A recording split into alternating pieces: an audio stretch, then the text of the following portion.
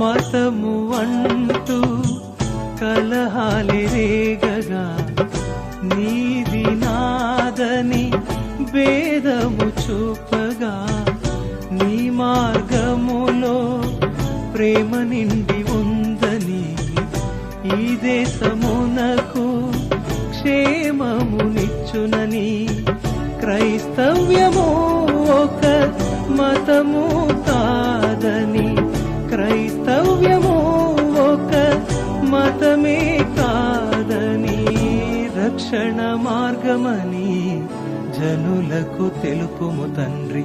దేవా దృష్టించు మా దేశం, నశించు దానిని బాగు చేయుము. దేవా దృష్టించు మా దేశం, నశించుదా